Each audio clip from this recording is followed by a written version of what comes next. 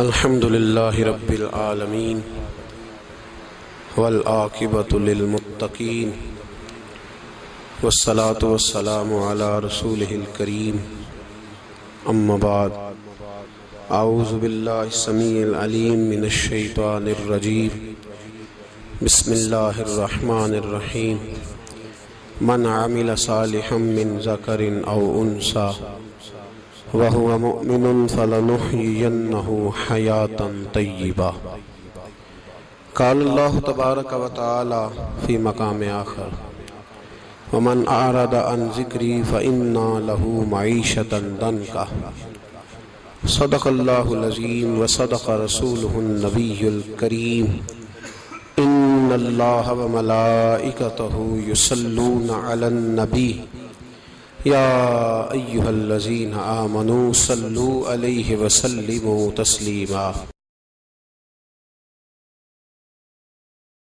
اللهم صل على سيدنا ومولانا محمد معدن الجود والکرم وآلہ وصحبہ وبارک وسلم۔ عزیز دوستو، انسانی زندگی اثرات لیتی ہے، اچھے اثر بھی ہوتے ہیں، برے اثر بھی ہوتے ہیں۔ انسان کو موسم کا اثر بھی ہوتا ہے، انسان پر اس کے خاندان کا اثر بھی ہوتا ہے، انسان پر صحبت کا اثر بھی ہوتا ہے۔ بالکل اسی طرح انسان پر اس کی نیکی کا اثر بھی ہوتا ہے اور گناہوں کا اثر بھی ہوتا ہے۔ نیکی دل کو سکون دیتی ہے، گناہ انسان کو پریشان کر دیتے۔ نیکی اللہ کی رحمت کو متوجہ کرتی ہے۔ پھر حالت یہ ہوتی ہے کہ انسان اپنی ان پریشانیوں کا حل کہیں اور ڈھونڈتا پھرتا ہے، حالانکہ جب گناہوں کی بیماری لگے تو اس کی شفا توبہ میں ہوتی ہے، اس کا حل اللہ کے حضور معافی مانگنے میں ہوتا ہے، پہچاننے میں ہوتا ہے کہ مجھ سے کہاں غلطی ہو گئی، کس جگہ جا کے کمزوری میں نے دکھائی۔ ہر انسان اچھی، ٹھنڈی، خوبصورت، سکھ والی زندگی چاہتا ہے۔ اللہ کریم نے سورہ نحل کے اندر ارشاد فرمایا من عمل صالحا من ذکر او انثی، فرمایا جو بھی اچھے عمل کرے، چاہے مرد ہو چاہے عورت ہو، وہو مؤمن، شرط یہ ہے کہ مومن ہو، فلنحیینہ حیاتا طیبہ، فرمایا ہم اسے پاکیزہ زندگی عطا فرما دیں گے، حیات طیبہ دے دیں گے اسے، پاکیزہ زندگی۔ شرط کیا ہے؟ من عاملہ صالحا، نیک عمل کرے۔ کون سے عمل کرے؟ اٹھنا بیٹھنا، کھانا پینا، چلنا سونا جاگنا محتاط ہو اس کا، وہ نیکی کرے۔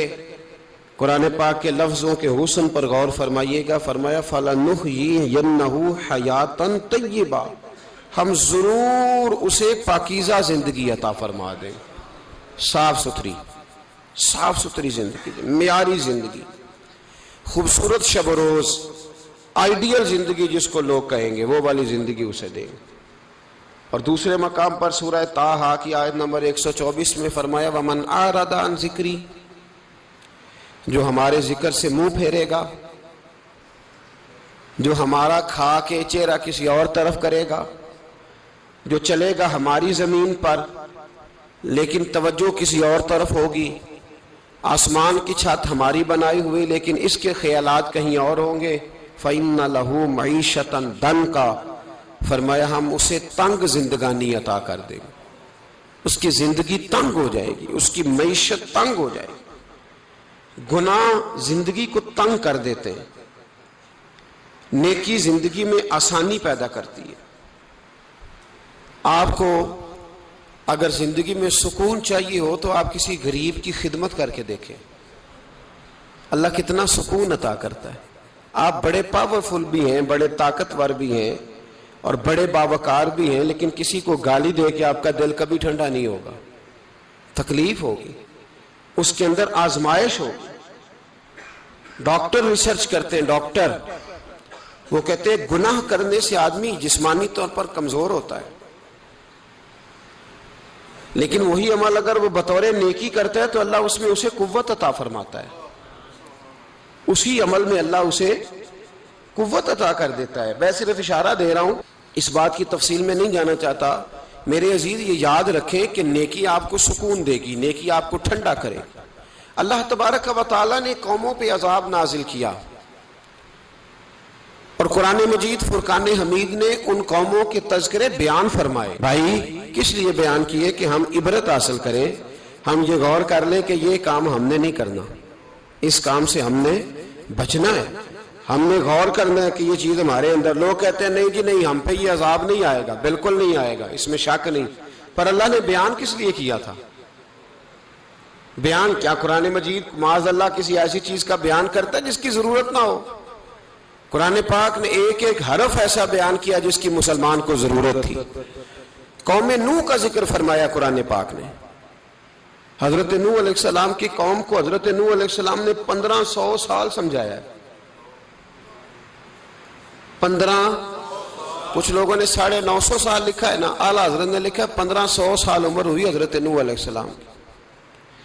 اللہ تعالیٰ بندے کو جلدی سزا نہیں دیتا، بلکہ قرآن مجید میں ایک جگہ رب کریم اس طرح بھی فرماتا ہے کہ جب بندے مجھے بھول جاتے ہیں تو میں ان کے لیے نعمتوں کے دروازے کھول دیتا ہوں.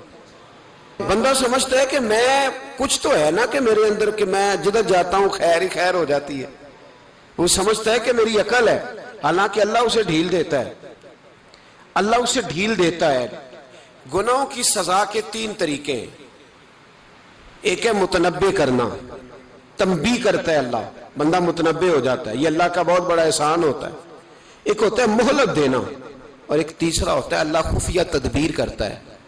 تھوڑا سا سمجھیے گا، انسان پر کوئی آزمائش آئی، فوراً اس کی چھٹی اس نے کہا کہ وہ فلان جگہ غلطی کی تھی تب ایسا ہوا ہے. ہوتا ہے نا کئی دفعہ آواز آتی ہے نا اندر سے، چلیں بول دیں کچھ نہیں ہوتا آپ کو.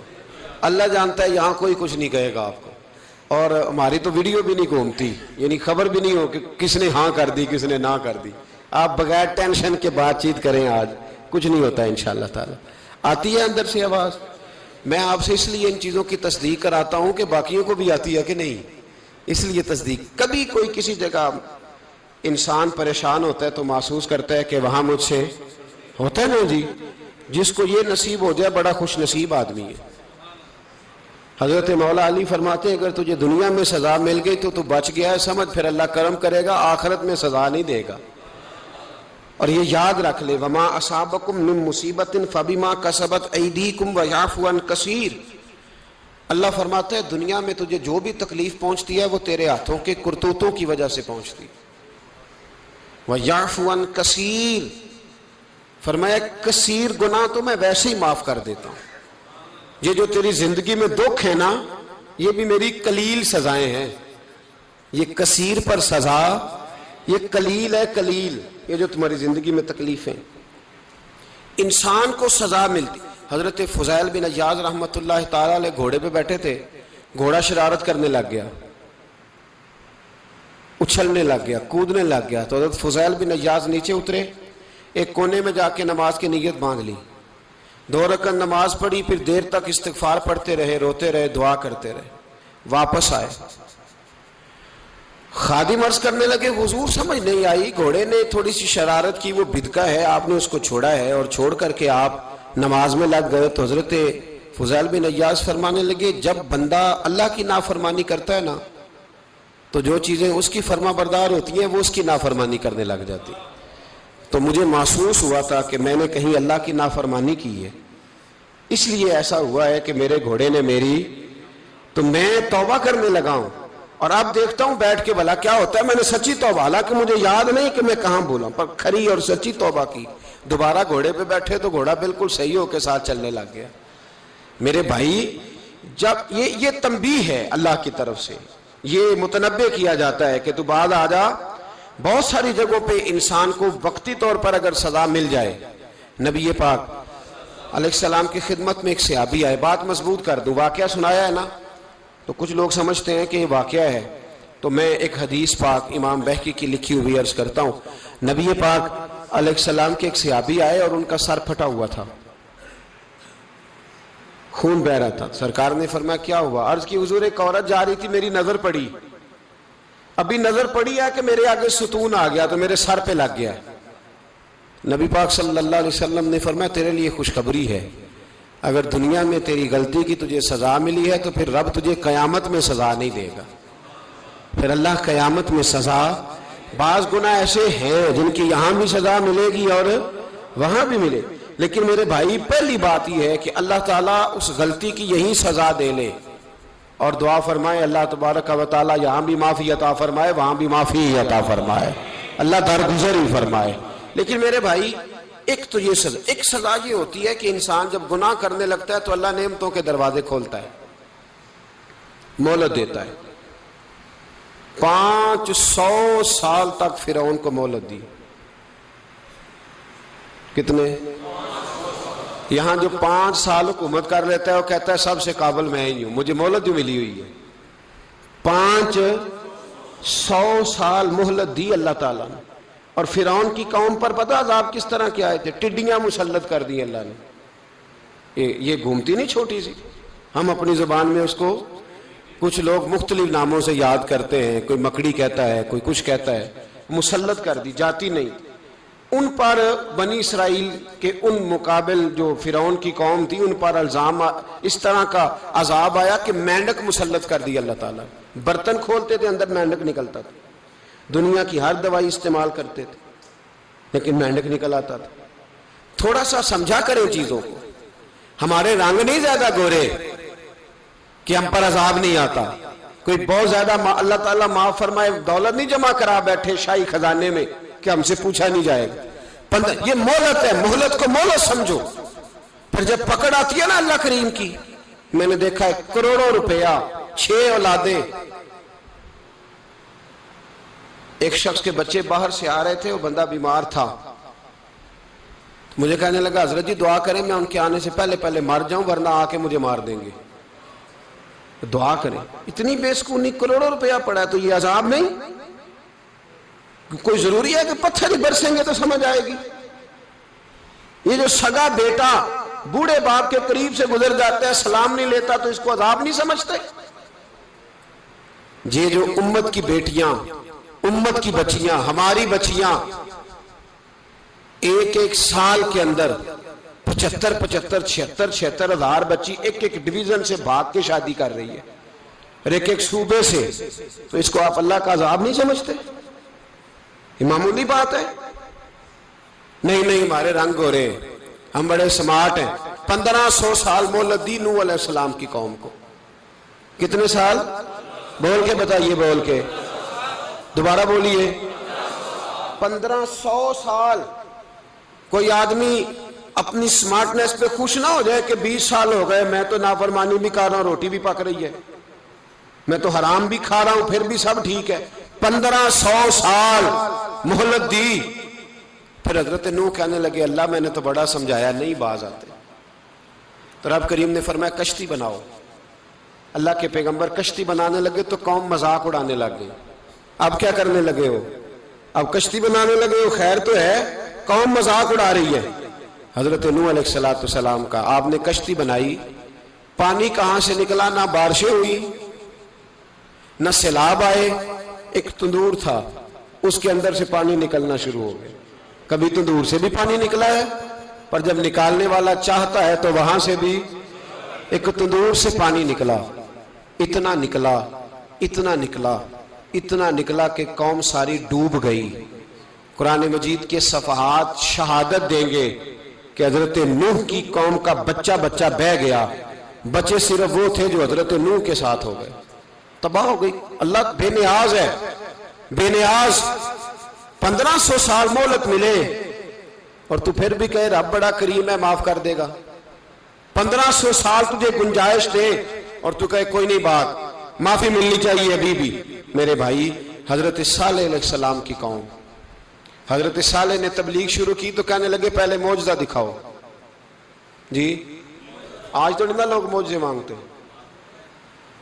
ہیں.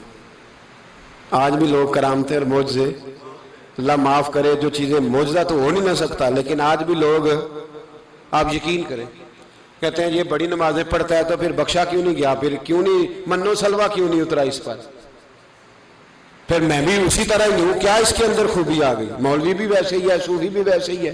لوگ مانگ نہیں رہے، لوگ دلیلیں مانگ نہیں رہے. ابھی بھی لوگ بحث نہیں کرتے، کیا فرق آ گیا جی، ویسے ہی ہیں سارے۔ اللہ تعالیٰ سے ڈرنا چاہیے۔ ہمیں سامنے والے کی طرف دیکھ کر صحیح ہونے کا حکم نہیں ہے، ہمیں اپنی اصلاح کا حکم ہے، اپنی طرف دیکھ کے اپنے آپ کو ٹھیک کرنے کا۔ الزام لگا کے گزر جانا، اس کا کوئی مطلب، سنو اور یاد رکھو۔ حضرت صالح علیہ السلام سے کہنے لگے پہلے معجزہ دکھائیں، تو حضرت صالح علیہ السلام نے فرمایا اونٹ کہاں سے پیدا ہوتے ہیں؟ کہا اونٹنی کے بطن سے۔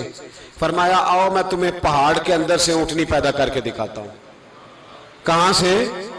پہاڑ کے اندر سے۔ حضرت نوح ساتھ لے کے گئے تو پہاڑ کے اندر سے اونٹنی نکلی، اور اونٹنی بھی گابن تھی، اس کے پیٹ میں بچہ، اور اونٹنی اتنا دودھ دیتی تھی کہ ساری بستی دودھ پی جاتی تھی، پھر بھی دودھ بچ جایا کرتا تھا۔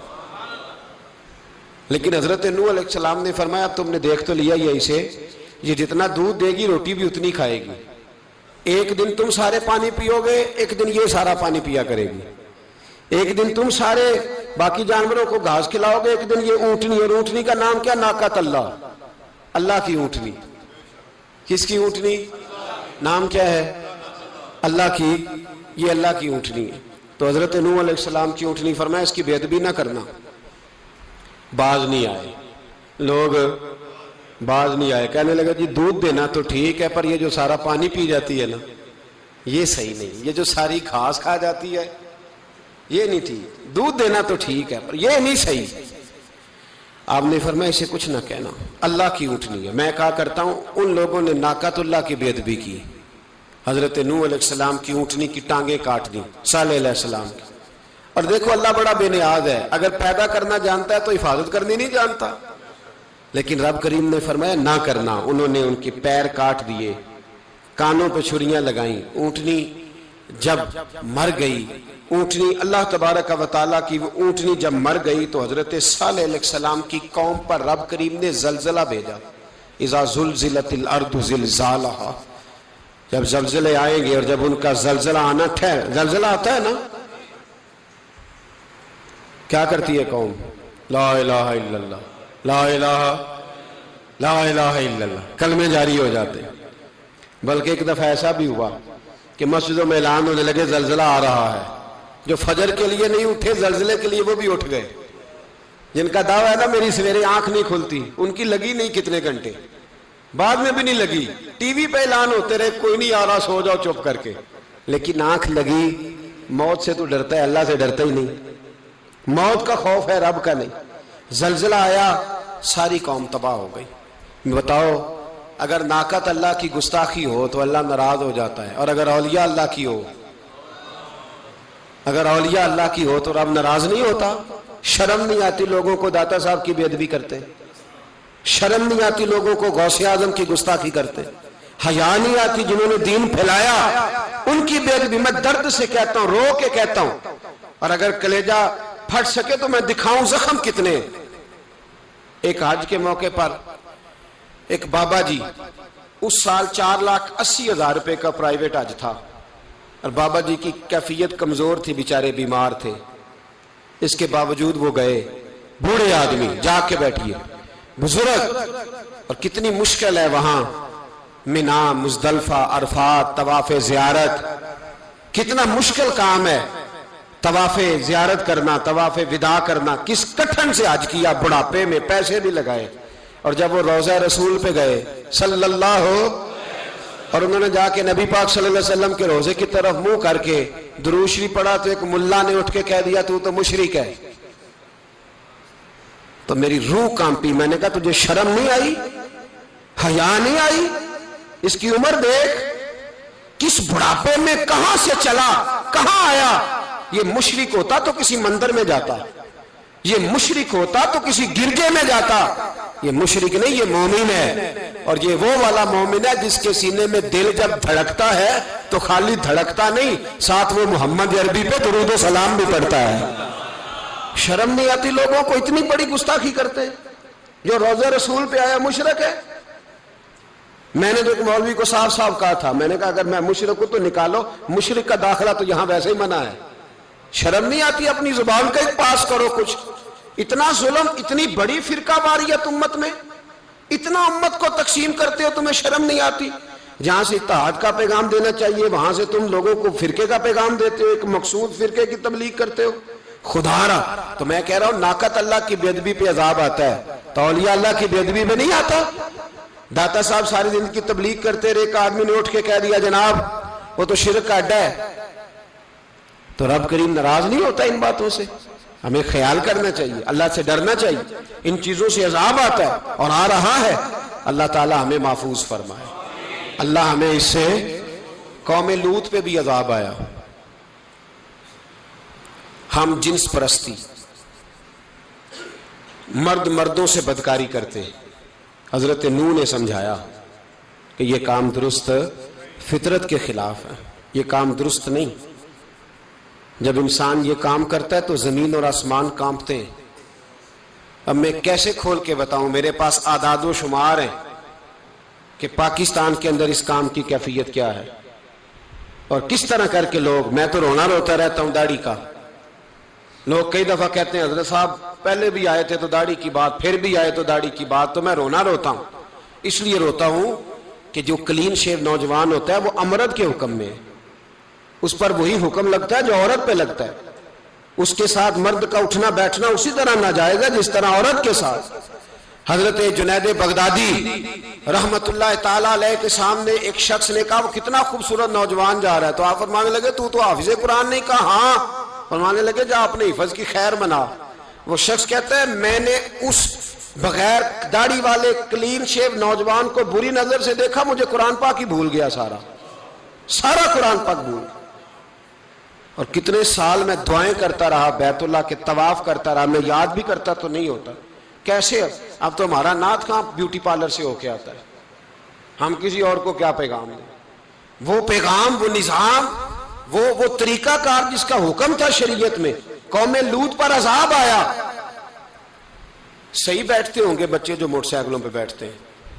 میں نے گجرانوالہ کی سڑکوں پہ بچوں کو، نوجوانوں کو جو تماشے کرتے سرے عام دیکھا ہے تو مجھے ڈر لگتا ہے. اور کوئی روکنے والا نہیں، شغل ہو رہا ہے، ہنس رہے ہیں اور سامنے عورتیں بھی ہیں، سب ہو رہا ہے. کتنی تکلیف کی بات. حضرت نوح کی قوم یہ کام کرتی تھی، قرآن پاک نے بیان کیا ہے. حضرت نوح نے سمجھایا، فرمایا رب کریم نے تمہیں اپنی خواہش پوری کرنے کے لیے جائز طریقہ عطا فرمایا، عورتوں سے نکاح کرو، اور اس نکاح کی برکت سے جو اللہ تمہیں اولاد دے گا اس کو اللہ تبارک و تعالیٰ تمہارے لیے باعث بخشش بھی فرمائے گا. لیکن جب قوم نہ مانی تو جو قوم لوط کا عمل کرے اس کا علاج قرآن نے بیان فرمایا کہ آسمان سے پتھر برسیں گے. پھر پتھر برسے اور جن کے بڑے بڑے اچھے دماغ تھے ان کے دماغ چکنا چور کر دیے گئے، تباہ کر دیے گئے، ان کے دماغ زمین پر بچھاڑ دیا گیا. اللہ مہلت دیتا ہے لیکن اس کا مطلب یہ نہیں کہ انسان توبہ ہی نہ کرے. حضرت شعیب علیہ السلام کی قوم پر بھی عذاب آیا، اس لیے کہ بددیانتی کرتی تھی، ناپ تول میں کمی کرتی تھی. میں نے کہا تھا شب قدر کی رات کہ یہ کوئی تماشا ہے کہ شب رات آئی تو ساری رات روتے رہے، یا اللہ معاف کر دے، یا اللہ معاف کر دے، رو رو کے چیخے مار مار روئے. شب قدر آئی تو پھر چیخے ماری، ساری رات روئے. تو جس بندے کا پروگرام ہی نہیں سویرے بدلنے کا، دکان پہ بیٹھ کے پھر وہی ناپ تول میں کمی، پھر وہ اللہ تعالیٰ معاف کرے. میں ایک مضمون پڑھ رہا تھا تو وہ فوڈ کے اسپیشل لوگ تمہیں لکھا تھا مہربانی کرو ملاوٹ ہی اچھی چیز کی کر لو، مرچ میں کیری تو نہ ملاؤ اینٹوں کی، وہ تو بیمار کرتی ہے، وہ تو خون کی آنتوں کو روک دیتی ہے. وہ کہنے لگا، اور وہ کہتا ہے میں تمہیں بتاتا ہوں کون کون سی چیز ملائی جا سکتی ہے، وہ ملا لو. خدا را اس قوم پہ رحم کرو، مہربانی. ایک دوست ہے ہمارے، میں وزیر آباد میں ان کے گھر بیٹھا تھا تو ایک میڈیکل، میرا کسی شخص پہ اعتراض کرنے کا میں مجموعی بات کرتا ہوں. میں ایسے ڈاکٹروں کو جانتا ہوں جو اللہ تعالیٰ فضل کرے سچ مچ کے نیک ہیں، اچھے لوگ. تو بچے کا میڈیکل سٹور ہے تو والد بیمار ہو گیا تو کہتا ہے ابا جی ڈاکٹر صاحب نے کہا آپ کو ڈرپ لگنی ہے. تو سگے باپ کو ڈرپ لگانے لگا تو باپ کیا کہتا ہے پتر تیری مہربانی مینو کوئی اصلی لائی، وہ نہ لائیں جڑی لوکاں نو لانا ہے. اب وہ پیار سے سنا رہا ہے بات. میں نے اسے کہا کہ یہ تو ڈوب مرنے کا مقام ہے نا، ڈوب مرنے کا مقام، کہ جس ملک کے اندر دوائی بھی صحیح نہ بکے، اصلی نہ ملے دوائی بھی، اور پھر وہ قوم کہے کہ ہم نے تو پورے روزے رکھے. ہم نے تو بڑا صدقہ اور خیرات کیا، دوائی بھی اصل نہ ملے۔ جناب شعیب علیہ السلام کی قوم ناپ تول میں کمی کرتی تھی، تو اللہ تبارک و تعالیٰ نے ان پر بتا عذاب کس طرح کا بھیجا، شدید گرمی ہوئی۔ اللہ ہمیں محفوظ فرمائے، سارے آمین کہہ دیا۔ دیکھیں کتنا اچھا موسم کر دیا رب کریم، اللہ ہمیں محفوظ فرمائے، اللہ رحمت فرمائے۔ شدید گرمی کی لہر آئی، باہر اتنی گرمی ہوئی کہ لوگ اپنے گھروں میں گھس گئے۔ جس طرح سورج کی شعاعیں گھروں کے اندر داخل ہو جاتی ہے، اس طرح گرمی کی لہر اندر داخل ہوئی۔ اور جس طرح کسی کو آگ لگ جائے تو وہ آدمی اچھلتا کودتا ہے نا، اس طرح یہ لوگ اچھلنے لگے اور اچھل کود کے مر گئے۔ جرم کیا تھا؟ ناپ تول میں کمی کرتے۔ حضرت داؤد کی قوم بھی تباہ ہوئی۔ جرم کیا تھا؟ ہفتے والے دن مچھلیاں نہیں پکڑنی تو یہ پکڑتے تھے۔ حکم ہے نا مسلمان کو نماز کے ٹائم کوئی اور کام نہیں کرنا، نماز پڑھنی ہے۔ میرا خیال ہے مسلمان تو فٹافٹ آ جاتے ہیں، سارے ہی پہنچ جاتے ہیں نا مسجدوں میں۔ ہلکا ہلکا بول رہے ہیں آپ، کیوں نہیں پہنچتے؟ اگر حضرت سیدنا، اور پتہ انہیں سزا کیا ملی؟ اللہ نے فرمایا اس ٹائم عبادت کرنی ہے، کام نہیں کرنا، وقت نہیں ہے کام کا۔ انہوں نے مچھلیاں پکڑی، 12,000 لوگ تھے۔ پتہ ہے مالک نے سزا کیا دی؟ بندر بنا دیا اللہ کریم۔ قرآن مجید کا پہلا سپارہ پڑھے، فَجَعَلْنَاهَا نَكَالًا لِمَا بَيْنَ يَدَيْهَا وَمَا خَلْفَهَا۔ اللہ فرماتے ہیں پچھلوں کے لیے بھی عبرت بنا دیا، بعد والوں کے لیے بھی عبرت، نشان عبرت بنا دیا۔ بندر بن گئے، اور جو ان کے دوست جو بچ گئے تھے ان کے پیر چومتے تھے، روتے تھے۔ 3 دن بندر بن کے زندہ رہے، پھر اللہ نے سب کو اجتماعی موت دے دی۔ تو اگر مسلمان سے اللہ کہے کہ نماز کے ٹائم کاروبار نہیں، جمعے کے ٹائم کاروبار، تو مسلمان کہتا ہے نہیں مجھے مہلت ملی ہوئی ہے۔ یہ تو اس وقت پتہ چلتا ہے نا جب بچے ڈیوٹی لگاتے، ہاں ہاں ہاں عذاب آتا ہے، اس وقت پتہ چلتا ہے۔ میں نے دیکھا یہ منظر، اس وقت پتہ چلتا ہے جب بچے کسی ملازم 6,000 کی ڈیوٹی لگاتے، کہتے ہیں ابے کا دھیان رکھنا، ہم دکان پہ بیٹھنے لگے۔ پھر اسے سمجھ آتی ہے اگر میں نماز کے ٹائم مسجد میں ہوتا تو آج میری اولاد میری خدمت پہ ہوتی۔ میں نماز کے ٹائم مسجد نہیں گیا تو بچوں نے 6,000 کا ملازم بٹھایا ہے، ابا جی کا خیال رکھ، ایک نرس بلائی ہے، تو خیال رکھ۔ کدھر ہوتے ہیں مسلمان نماز کے ٹائم؟ ایک عیسائی نے اعتراض کیا ہے، سنیں، وہ کہتا ہے مجھے لگتا ہے مسلمانوں کے 3 خدا ہیں۔ مسلمان اڑ گیا، کہنے لگا نہیں ہمارا تو ایک ہے، کہا نہیں 3 ہے۔ معاذ اللہ استغفر اللہ، ہمارا ایک ہے۔ کہنے لگا نہیں میں ثابت کرتا ہوں، ایک تمہارا خدا 5 نمازوں کا ہے، ایک رمضان کا ہے، ایک عید کا ہے۔ لگتا ہے معاذ اللہ عید والا زیادہ تگڑا ہے، تم زیادہ آتے ہو۔ رمضان والا لگتا ہے اس سے کچھ کمزور ہے، تم تھوڑے آتے ہو۔ اور 5 نمازوں والا شاید سب سے کمزور ہے۔ بات عقل کی ہے کہ نہیں؟ اس نے اعتراض ٹھیک کیا، تو مسلمان کو چاہیے نا خیال کرے۔ ایک یہودی نے لکھا تھا، اس نے کہا تھا جس دن مسلمانوں کی تعداد فجر کی نماز میں اتنی ہو گئی جس دن جتنی جمعے میں ہوتی ہے، اس دن نہ کوئی یہودی سازش کرے گا نہ کوئی عیسائی تلوار نکالے گا۔ شرط یہ ہے کہ یہ اسی طرح فجر پڑھنے آئے جس طرح جمعہ پڑھنے آتے ہیں، تو پھر کوئی شخص بھی ان کو کسی جگہ شکست دے سکتا تو اپنے ہمارے گناہ ہمیں پریشان کرتے۔ یہ جتنی آزمائشیں ہیں ان کے پس منظر میں گناہ ہیں۔ ہماری زندگی کے اندر جتنی تکلیفیں، ہماری پریشانیوں کا سبب ہم خود ہیں۔ بہت ساری جگہوں پہ ہم غلطی کرتے ہیں، اس کی ہمیں سزا ملتی، غلطی کی سزا۔ ایک نوجوان نے مجھے بڑی گہری بات سنائی، میرا قریبی تعلق تھا، کہنے لگا گھر میں بڑا مسئلہ ہے، بڑی پریشانی ہے، ماں اور بیوی کا ماحول اتنا سخت ہو گیا ہے کہ نمٹ نہیں سکتا۔ آپ یقین کریں میں نے ڈیٹیل سے ساری چیز کو سٹڈی کیا، میرے پاس اتنا وقت نہیں ہوتا، پھر بھی میں نے اس فیملی کو پورا پڑھا تو غلطی نوجوان کی نکلی۔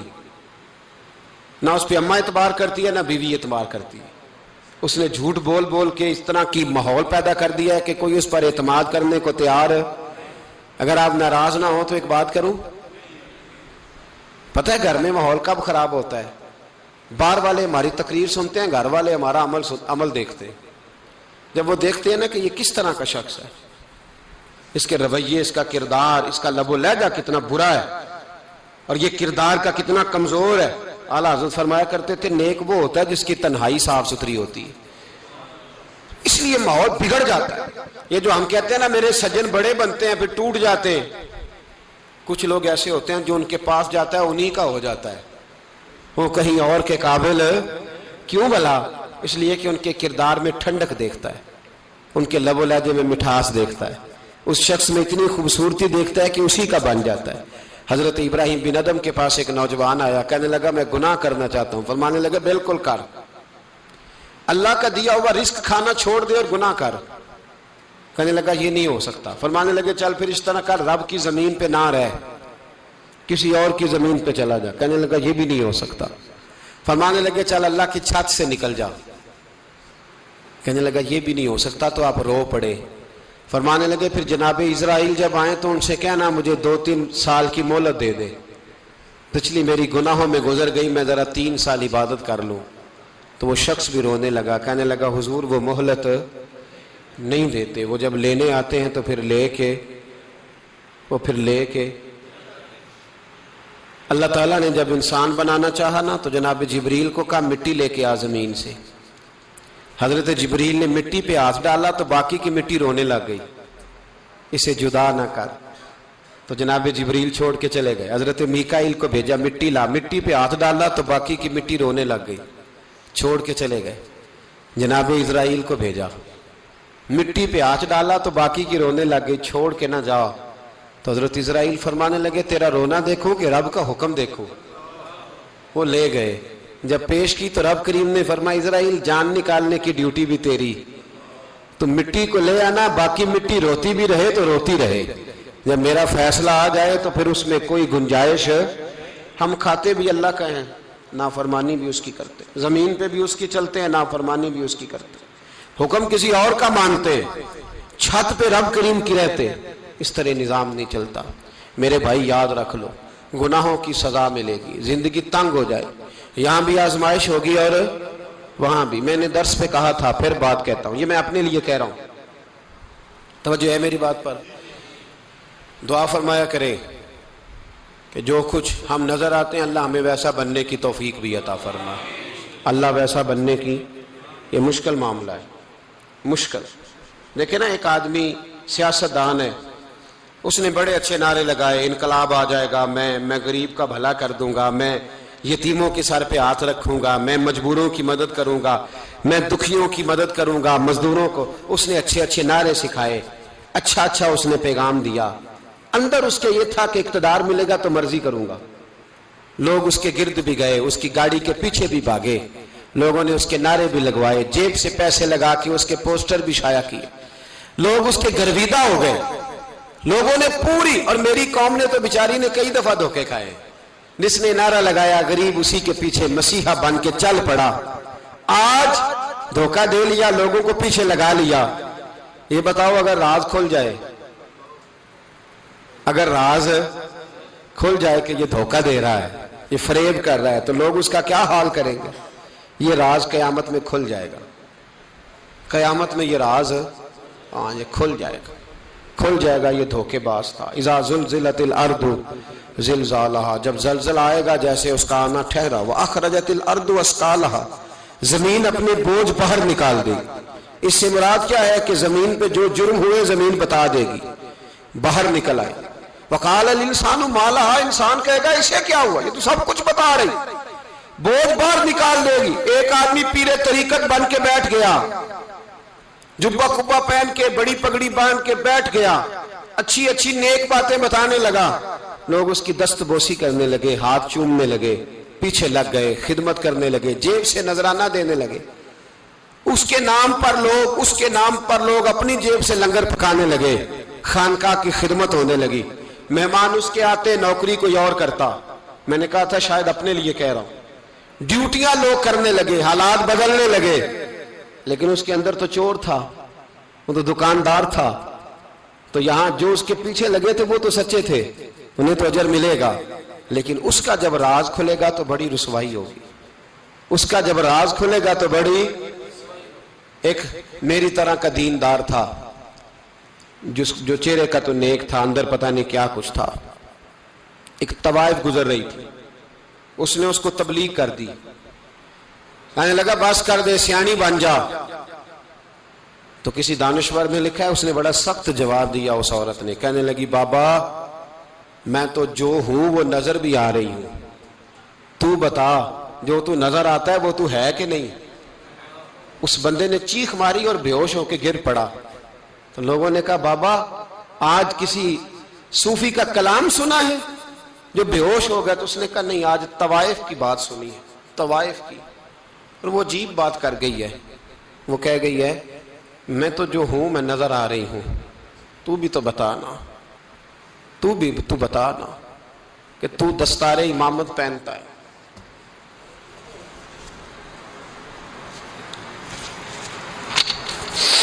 تو بتا تو جو کہلاتا ہے تو وہ ہے کہ نہیں؟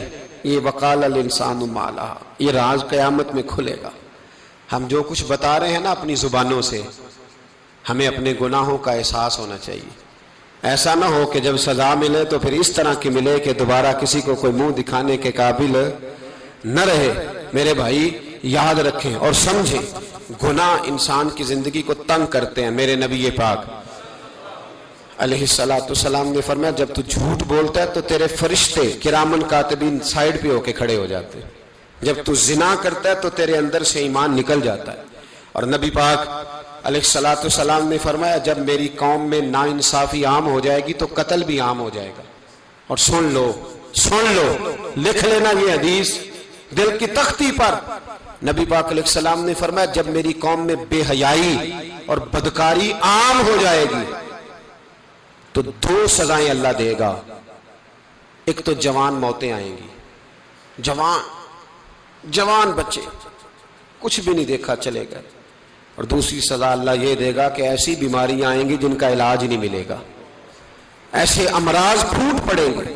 اگرچہ میں آپ کو ایسی تقریر بھی سنا سکتا تھا جس پہ آپ بہت زیادہ محظوظ ہوتے، پر میں نے اس جمعے میں ایسا موضوع چنا ہے جس کا ہمیں خاص ضرورت ہے.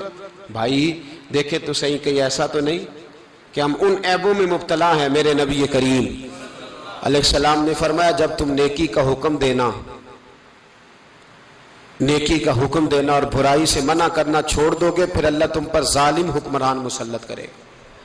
اور اگلے لفظ اس سے بھی زیادہ سخت ہیں.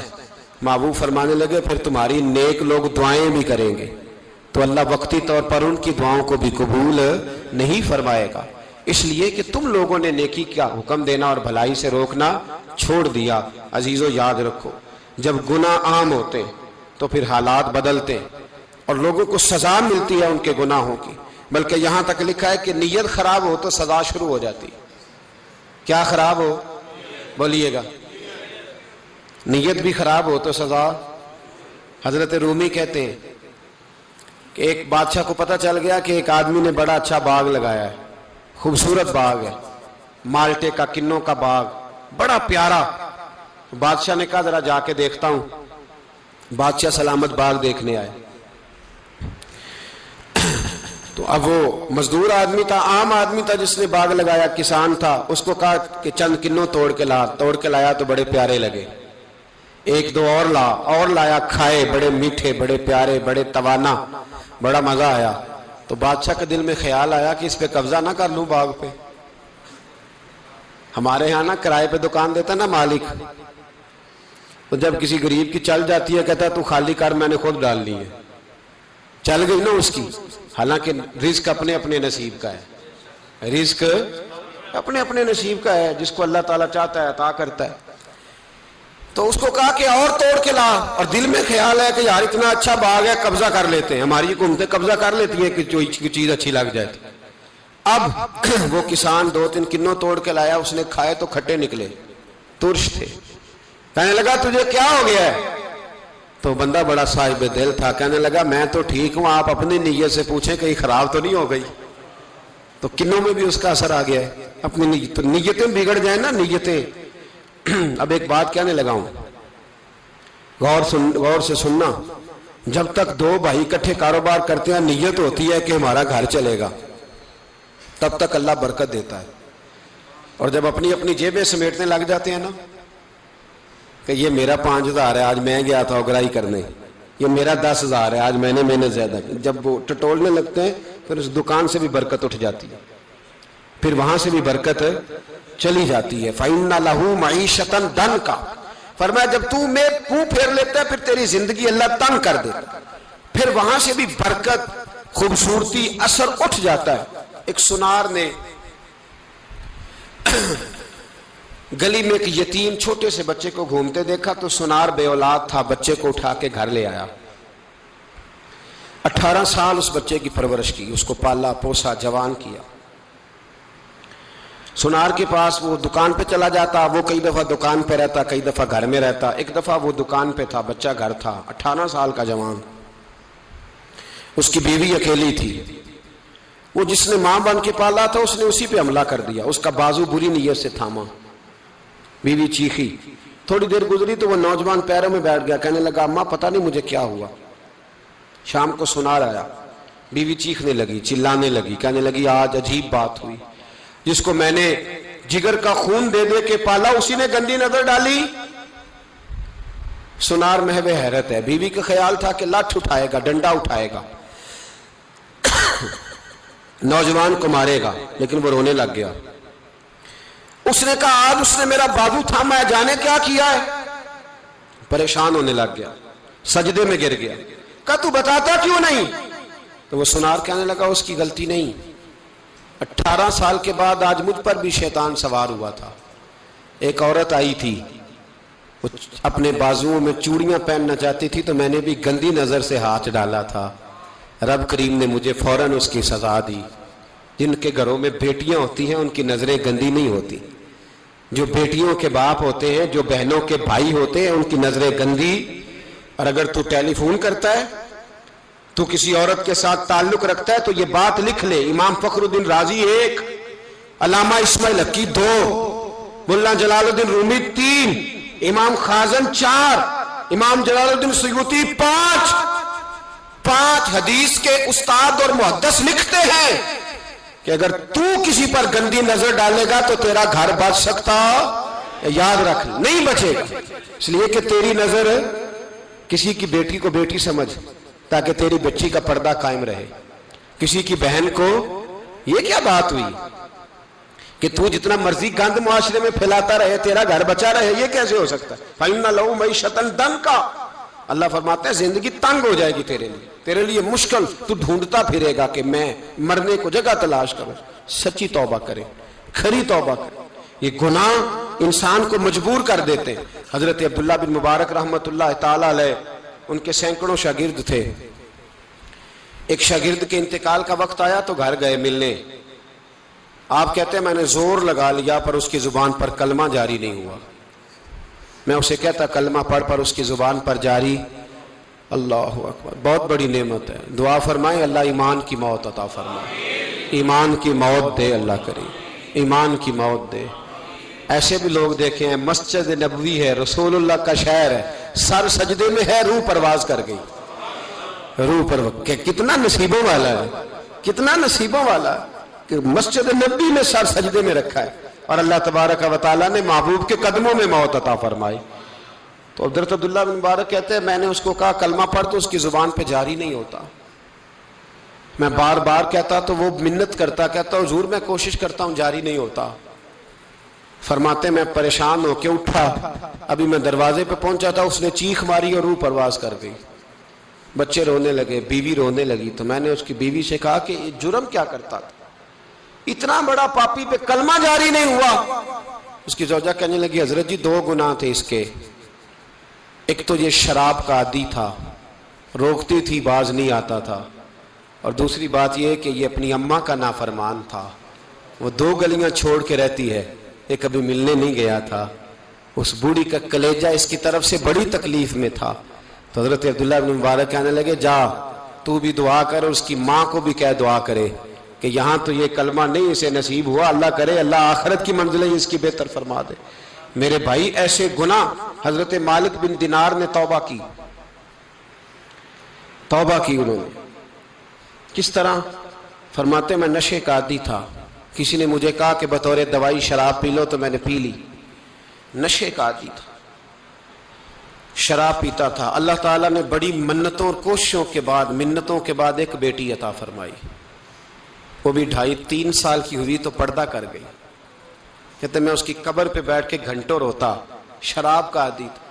ایک دن سویا تو خواب دیکھتا ہوں کہ میرے پیچھے ایک بڑا سانپ لگ گیا ہے، اور سانپ جب منہ کھولتا ہے تو انگارہ نکلتا ہے. میں پھر دعا کرتا ہوں اللہ ہمیں معاف فرمائے، اللہ ہم سے درگزر. میں کچھ قبرستانوں میں جاتا ہوں تو میں سانپ بچھو پھرتے ہوئے دیکھتا ہوں اور ڈر آتا ہے کہ ہم یہاں آنے والے ہیں. یہ لوگ کہہ رہے ہیں کہ تمہاری تیاری ہے، کسی وقت بھی اعلان ہو جائے گا کہ چلو بھائی چلو فلاں صاحب کا جنازہ ہے، اٹھو. لوگ کہتے ہیں جلدی کرو، اور ایک کونے میں ایک شخص یہ بھی کہتا ہے کہ دیگ بھی رکھ لو، مہمان بڑے جمع ہو گئے. اور ایک کونے میں لوگ یہ بھی کہتے ہیں کہ برف ٹھنڈی لے آؤ، لوگوں نے پانی بھی پینا. پہلے اعلان ہوتا ہے کہ فلاں فوت ہو گیا، پھر اعلان ہوتا ہے جنازے کا ٹائم ہو گیا، پھر اعلان ہوتا ہے جنازہ اٹھایا جائے گا، اور پھر بات ختم ہو جاتی ہے.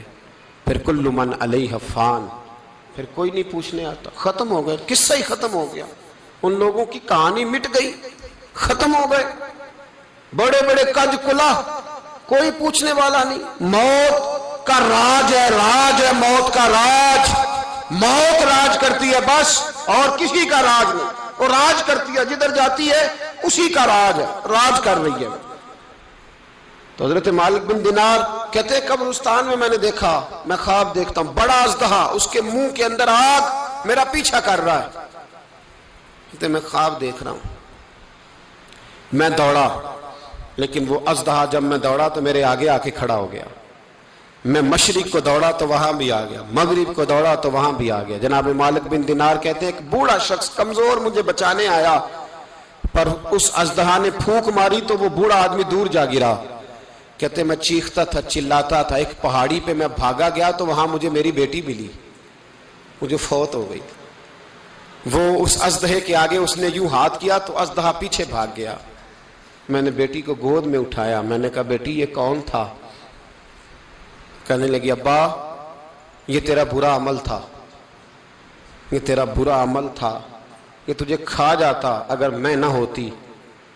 تو کہا یہ بوڑھا جو مجھے بچانے آیا یہ کون تھا؟ کہا یہ تیرا اچھا عمل تھا، پر کمزور بڑا تھا، تھوڑا تھا، یہ تیرے برے عمل کا مقابلہ کرنے کی ہمت نہیں رکھتا تھا. حضرت مالک بن دینار کہتے ہیں میری بیٹی نے خواب میں میری داڑھی پکڑ لی اور کہنے لگی ابا میں چاہتی ہوں تو صحیح ہو جا، ایسا نہ ہو کہ پھر تیرے پیچھے یہ اژدہا لگ جائے. حضرت مالک بن دینار کہتے ہیں جب میں سو کے اٹھا تو میری داڑھی آنسوؤں سے بھری ہوئی. پھر اس کے بعد میں نے توبہ کی، اس طرح کی توبہ کی کہ پھر میں نے کوشش کی کہ دوبارہ میں اپنے رب کی نافرمانی نہ کروں. حضرت عبداللہ ابن عباس فرماتے تھے جو دنیا میں ہنس ہنس کے گناہ کرتے ہیں نا، ہنس ہنس کے جھوٹ ہنس ہنس کے بولتے ہیں، ہنس ہنس کے لوگوں کی غیبت کرتے ہیں، فرمایا یہ جو تمہیں ہنس ہنس کے گناہ کرتے نظر آتے ہیں ان کا رونا قیامت میں دیکھا نہیں جائے گا، ان کے آنسو قیامت میں دیکھے نہیں جائے. جو ہنس ہنس کے گناہ کرتے یہ روئیں گے. فَلْيَضْحَكُوا قَلِيلًا وَلْيَبْكُوا كَثِيرًا. رب فرماتا ہے زیادہ رویا کرو، کم ہنسا کرو. نبی پاک علیہ السلام روتے تو صحابہ کہتے حضور آپ اتنا کیوں روتے ہیں؟ تو محبوب فرماتے جو میں جانتا ہوں وہ تم نہیں جانتے. بھائیو قبروں میں اکیلے جانا ہے، کبھی غور کرنا، اکیلے کوئی بندہ ساتھ حساب دینے نہیں جائے گا. اماں بڑا پیار کرتی ہے لیکن قبر میں کبھی کوئی ماں بھی ساتھ دفن نہیں ہوتی. اپنا اپنا حساب دینا، مشکل وقت ہے، حساب کر لینا چاہیے، تیاری کر کے رکھنی چاہیے. گناہ اگر یہاں ہماری زندگی کو تنگ کریں گے تو وہاں بھی ہمارے لیے مشکلات پیدا کریں. نبی کریم علیہ السلام نے فرمایا ہے کہ اللہ بڑا مہربان ہے، اللہ بڑا کریم ہے، اللہ بڑا ستار ہے. اور یاد رکھو جب کوئی اس کی ریٹ کو چیلنج کرے، جب کوئی اس کے قانون کو توڑے، جب کوئی اللہ کی اعلانیہ نافرمانی کرے، پھر رب کریم کی غیرت کو، اس کے عدل کو جوش آتا ہے. توبہ کرے سچی، مسجد کی حاضری دیں پابندی کے ساتھ. میری آپ سے ہمیشہ یہ گزارش رہتی ہے کہ مسجد کی حاضری پابندی سے دیں. میں اپیل کرتا ہوں داڑھی رکھ لیں، یہ میرے نبی کا طریقہ ہے صلی اللہ تعالی علیہ. واپس آ جائیں. ہماری بقا نہ ہمارے دین میں ہے. کوئی نہیں ہمیں رکھے گا، کوئی نہیں رکھے گا، کوئی نہیں. میرا ایک دوست رات بتا رہا تھا کہ سعودی عرب میں ایک شخص نے 30 سال محنت کی، تو جب وہ مرا ہے وہیں اس کے گھر میں فون کیا تو اس کے گھر والوں نے کہا جناب آپ کو مشکل ہوگی ڈیڈ باڈی بھیجنے میں، وہیں دفن کر دیں، ہاں اگر اس کا کوئی پیسہ ہے تو وہ ذرا اکاؤنٹ میں بھیج دیں، بچیوں کو ضرورت ہے۔ او بھائی تو اکیلا جائے گا، تیرے لیے مشکل ہو جائے۔ اپنے بھی ساتھ یقین کریں، بچے دعائیں کرانے آتے ہیں، کہتے ہیں حضرت جی دعا کریں اللہ اماں کی سختی معاف کر دے۔ اس کا مطلب کیا ہے کہ اماں اب جائے، اب ہمارا نمبر آئے۔ بچے تو انتظار کر رہے ہیں کہ ابا جائے اور گدی پہ ہمارا نمبر آئے، تیاری ہے۔ اکیلے جانا ہے، اکیلے، سخت سا مرحلہ ہے، اکیلے سارا کچھ فیس کرنا۔ آج توبہ کریں، وہاں کے کیڑے یہاں رہ کے مارے، اپنے ساتھ ظلم نہ کریں۔ ہم اس قابل نہیں کہ وہاں جا کے مقابلہ کر سکیں، بچیں، اپنے آپ کو محفوظ کریں، بچائیں، حساب اپنا اپنا دینا ہے۔ کسی باپ نے اگر اپنے بچوں کو حرام کھلایا تو بچے تو نہیں کہہ رہے تھے نا کہ حرام لے کے آ، تو باپ نے حساب دینا، والد نے۔ لہٰذا مہربانی فرمائیں، اپنے اوپر رحم کھائیں، اپنے آپ کو سنواریں۔ آج جمعۃ الوداع ہے، توبہ کریں، اللہ کے نیک بندوں کی صحبت میں بیٹھا کریں، اچھی باتیں سنا کریں تاکہ دل نرم رہے۔ ان جگہوں سے بچیں جو گناہ کی طرف لے کے جاتی، ظلم سے، زیادتی سے، جبر سے بچیں۔ اپنے آپ کو اپنے رب کریم کی بارگاہ میں جھکا دیں۔ ہمارا کہیں اور گزارا نہیں، کوئی نہیں ہمیں پوچھے گا۔ اقبال رو پڑے آخری عمر میں، رو پڑے اور اللہ کی بارگاہ میں عرض کرنے لگے، نہ جہاں میں کہیں بھی امان ملی، جو امان ملی تو کہاں ملی، میرے جرم خانہ خراب، تیرے عفو بندہ نواز میں، پناہ صرف اللہ رسول کی بارگاہ میں، باقی کوئی پناہ دینے کو تیار نہیں ہے۔ دعا کرتا ہوں اللہ کی بارگاہ میں اللہ ہمیں سچی توبہ کی توفیق عطا فرمائے۔ آخر دعوانا ان الحمدللہ۔ بچڑ گیا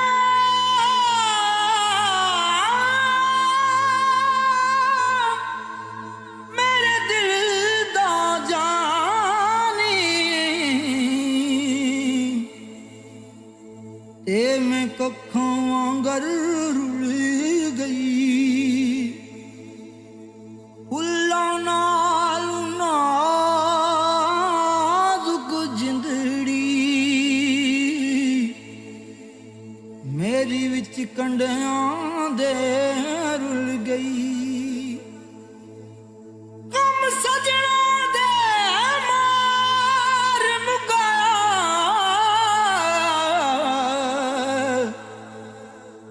تے میں اتھروں بن کے ڈل گئی، ایک مایا تیری یاد نہ بھلدی، باقی ہر شے جگ دی بھل گئی۔